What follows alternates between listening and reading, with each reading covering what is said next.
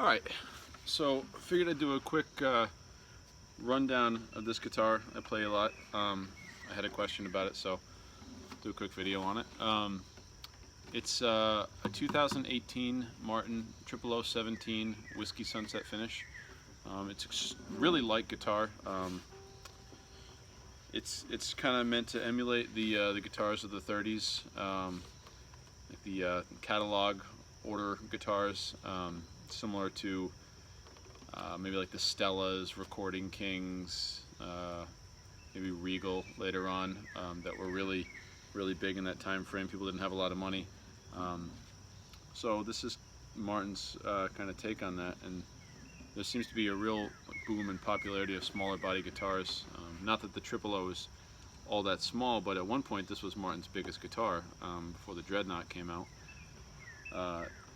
So there seems to be a little bit of a resurgence in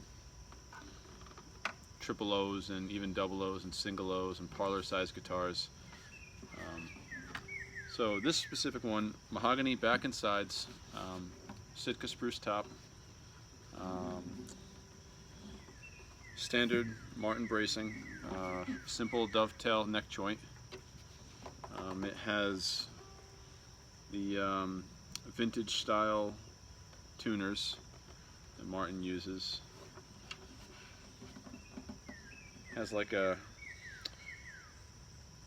almost like an Ivoroid white plastic binding on the outside, rosewood bridge, rosewood fingerboard, and it sounds really nice. It does have a little bit of a ceiling.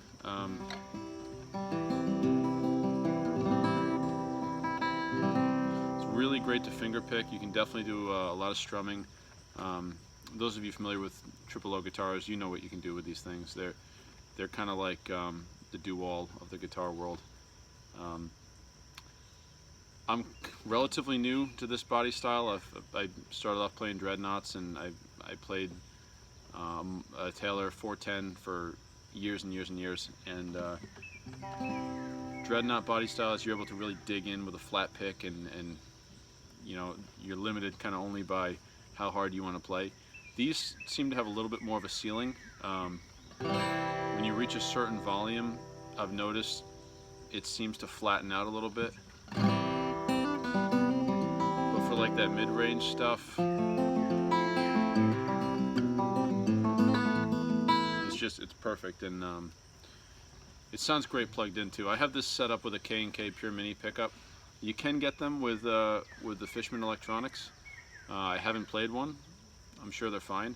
I really love the K&K Pure Mini pickups. I've been using them in, I have one in my Guild, I have one in my Bruno parlor guitar, obviously one in this. Yeah, if you have an acoustic that you want to throw some electronics in, I definitely recommend those. It's no secret, they're great. But yeah, it's also great for some light strumming, medium strumming.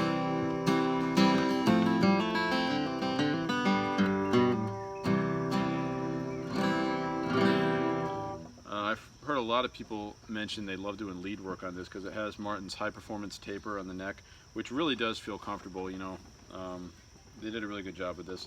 1 3/4 nut.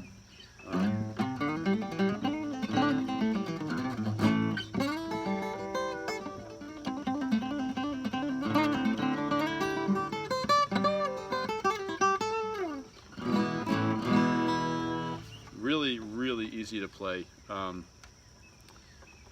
Because it is a glue-in neck joint, and it's not like you know, Taylor's bolt-on neck joint where you can have the constant variation using the shim system they have. I feel as though Taylor's like inevitably almost always going to have better action, because there's so many micro adjustments that you can make without having to reset the neck.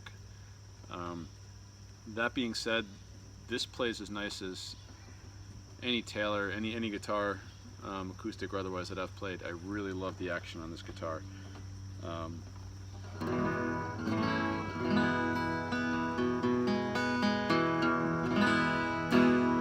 It'd definitely be a go-to because it's so versatile. It sounds great finger picked, it sounds great strumming, You can do a lot of like bluesy stuff with it, and it's really at home with that kind of stuff.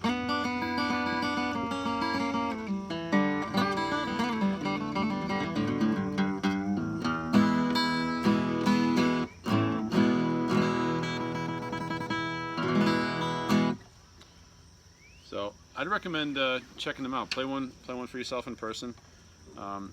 You know, as I'm sure you're aware, guitars are made of wood. One guitar could sound incredible to your ears, and one could sound, you know, average. Even if they're the same model, you know, you never know. You never know what one specific guitar, what the voice of that specific guitar is going to be until you pick it up and play it. Especially if you're watching this video through cell phone speakers, you're not going to get the best idea of what any given guitar is going to sound like. So, of course, recommend play it in person, take the time, shop around, enjoy it. It's a fun process.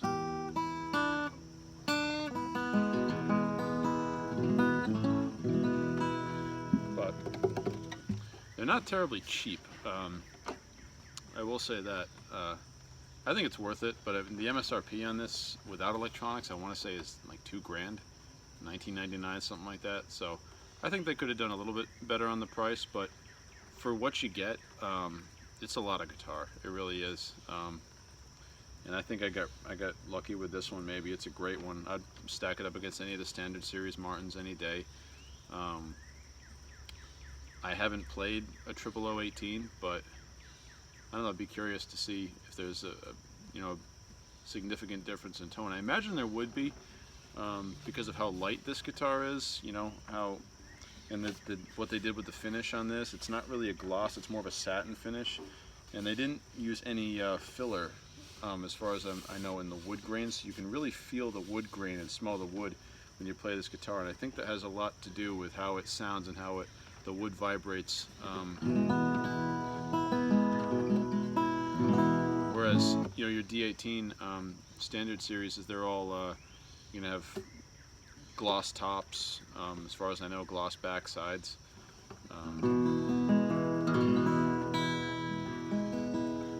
But anyway, that's a little rundown of this guitar, 0017. I like it a lot. Hope I didn't ramble too much for you, but if you like the way it sounds,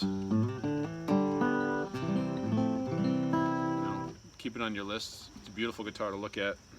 They do a really good job with this. They do it in Whiskey Sunset, which is this, of course, and they have these in Black Smoke, which is it's just imagine this portion, but everywhere. It's like it's black, but it's a little bit transparent. You can still make out the wood grain. It's not like a black like Gibson does a few painted guitars. This is not that. You can still really clearly make out the nice tight wood grain.